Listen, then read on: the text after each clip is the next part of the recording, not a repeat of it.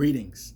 Welcome to another episode of the Insightful Living channel where myself, Stephen Harvey, licensed therapist, just comes on to share and expound on a myriad of challenges that my clients face, right? Certain things come up very often amongst pretty much a lot of my clients, right? So these are things that indicate to me, hey, let me just come on here and just expound on these things, because if my clients are dealing with them, then more than likely, society at large is dealing with these same or similar issues, right? Issues in your personal life, professional life, and your romantic life, okay?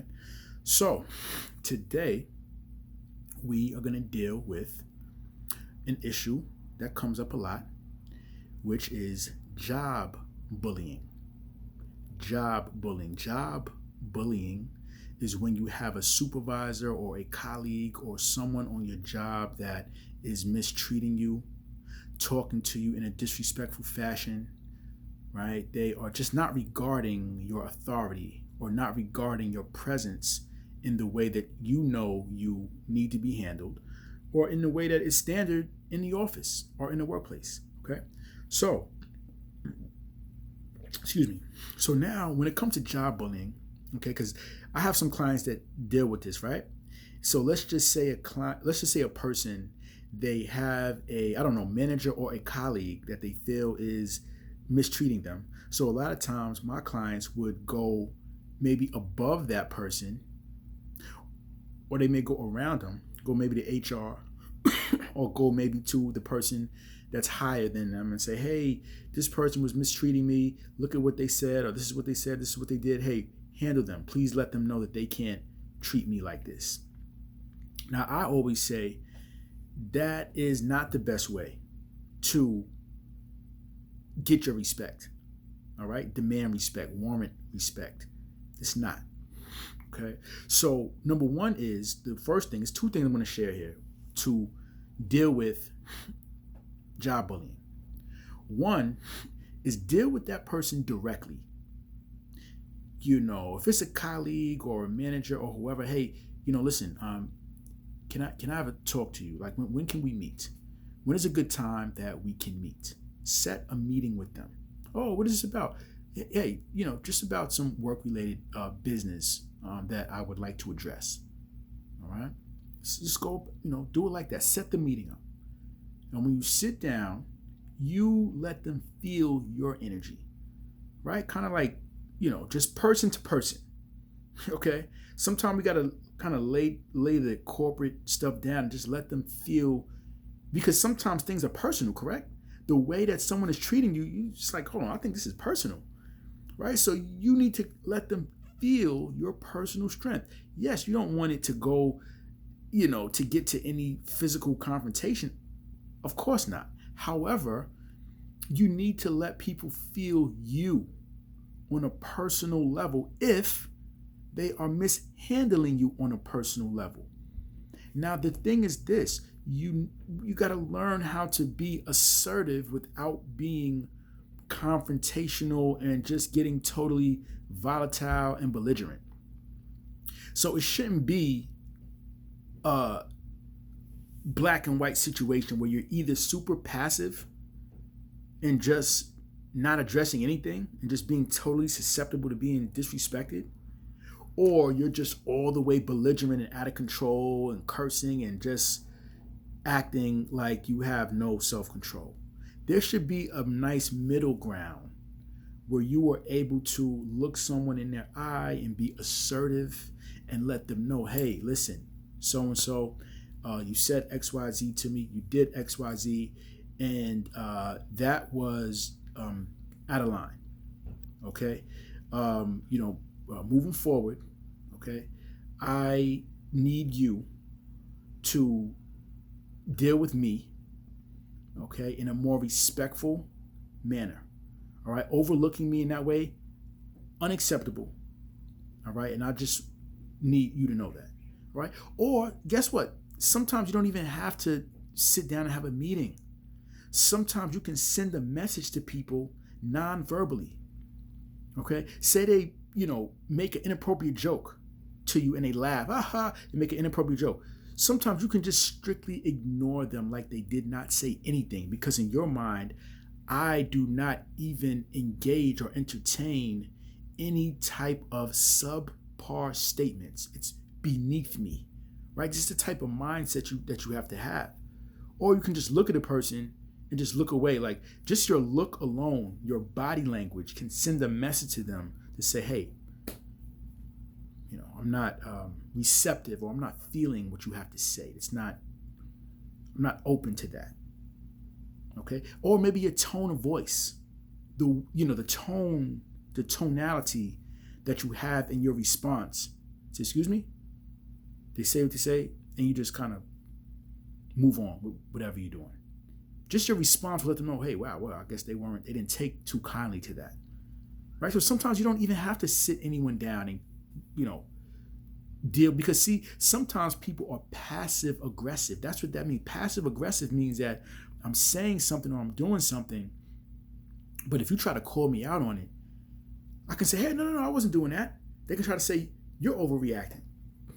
So that's why you got to be careful, right? That's why people stay in that gray area of what they call microaggressions or passive aggression, because they want to do things that are not so blatant. But if you call them out on it, they know that you can't prove it. So they're going to say, I don't know what you're talking about, right? So sometimes you have to address people in the same passive aggressive manner, or send a message that's not so direct, but how you look at them, your tone of voice, maybe your non-responsiveness sends a message to them that you're not feeling that. Okay? Right? So that's one. Deal with people directly. Don't go above them, around them, because the person can always come back and say, well, they never said anything to me. Well, I'm sorry they felt like this. Why didn't they come to me? I didn't know. And then now, what can you say to that? Oh, well, no, you should have went to them and said something, right? That's the reasonable thing to do if you felt that you were being mistreated. Okay, so that's number one. Deal with the person directly. All right, they will respect that. And then, to be honest with you, even whoever you go to, maybe HR, or you go to the higher up, they may even look at you a little weak and say, wow, they're coming to me. Why they didn't handle it themselves? They may look at you and label you as kind of weak. And that may even affect certain decisions of maybe promoting you. Okay? You want to always exude strength. That will make a way for you. So that's number one. Number two, on dealing with job bullying, if you feel like you're getting mishandled on the job, you have to cultivate a mindset that you don't need that job. Even if you really do need it, you have to move around as if you don't need it. You have to move around and exude the energy as if I'm here because I choose to be here. I'm here because I'm making the choice to be here, not because I have to be here.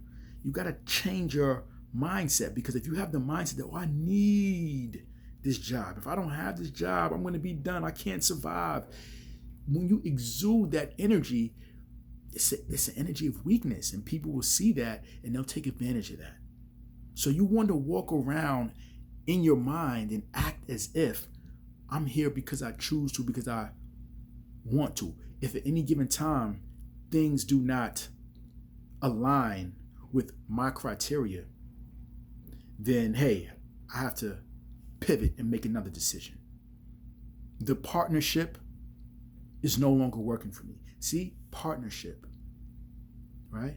You want to not say or think in your mind, I work for XYZ company, or I work for. No. You want to say, I partner with. See, that puts you mentally, right? You want to really watch your words, right? Your words create your experience. Don't say I work for. Don't say so-and-so is my boss. My boss.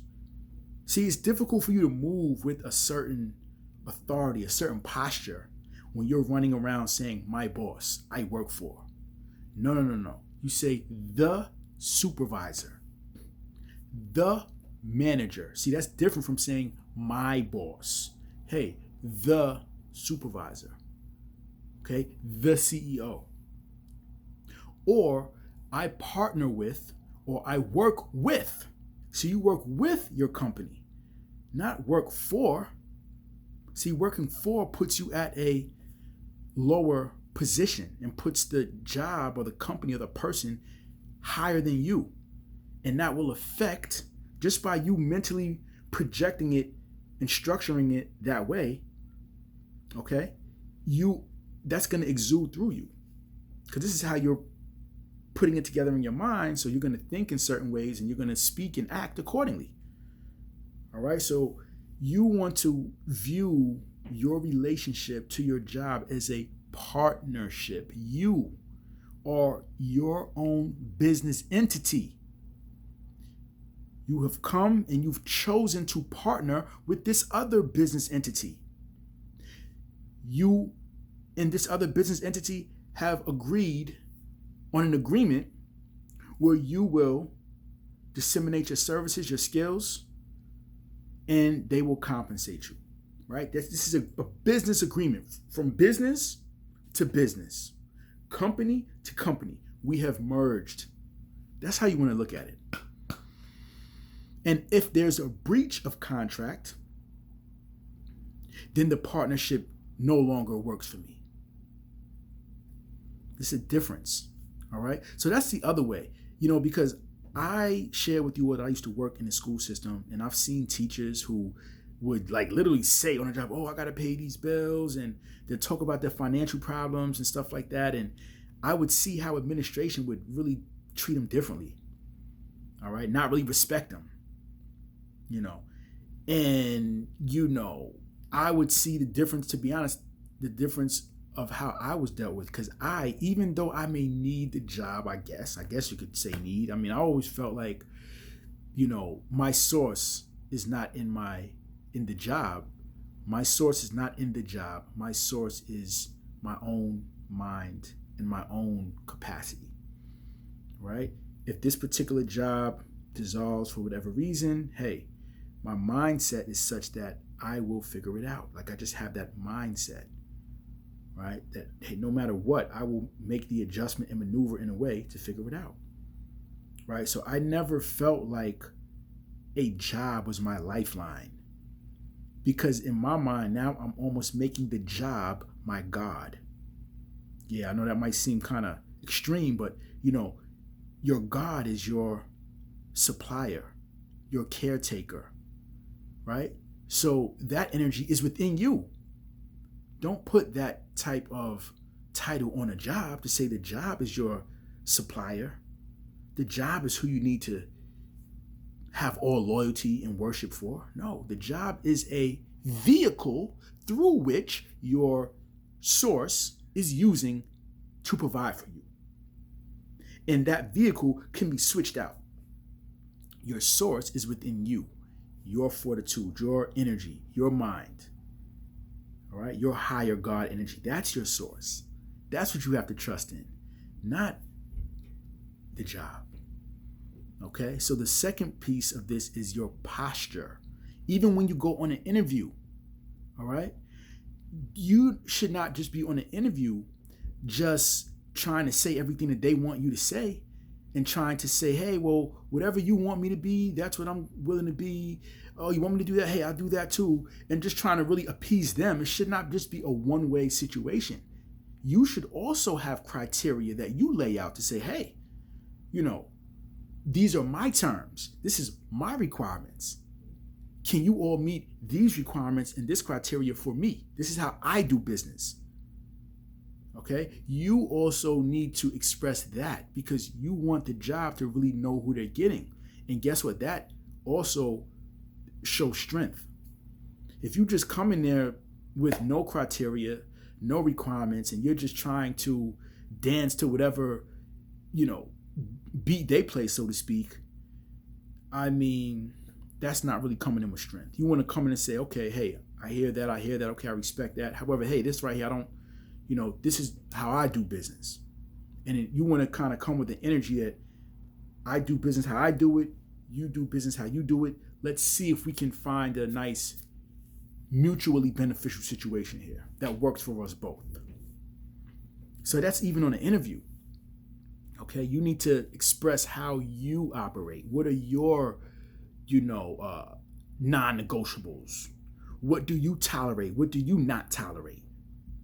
That's how you come in with strength. Okay, and then these people, you might get it, you might not get it, but these people say, hey, you know what? But that person was strong. They'll probably even think, this is the kind of person that I, want on my side. All right. So that's the second part. Your mindset. Your mindset. Some people walk in the door with a disempowered mindset. We have to change that. People feel energy and they respond accordingly. I heard a quote one time that says, life does not just happen to us. Life simply responds to us. Life responds to the energy that we exude. So you have to go on your job with an energy as if, you're there because you want to be there. You're choosing to partner with this company. And if it doesn't work out, you can absolutely cease the partnership and make another decision, go in a different direction. Absolutely. Just move with that mindset so that you can kind of warrant that type of energy back to you. Okay, hope that helps. Put any comments or questions, or put any questions rather in the comments. All right, we're dealing with how to address job bullying, or if you feel like you're being mishandled or mistreated on the job, deal with the person directly. If you don't know how to do it, hey, just hopefully if you have been around someone somewhere in your life, maybe personal life, somewhere in your career, and you have been around someone who kind of moves with a certain energy of authority, you may want to glean from them.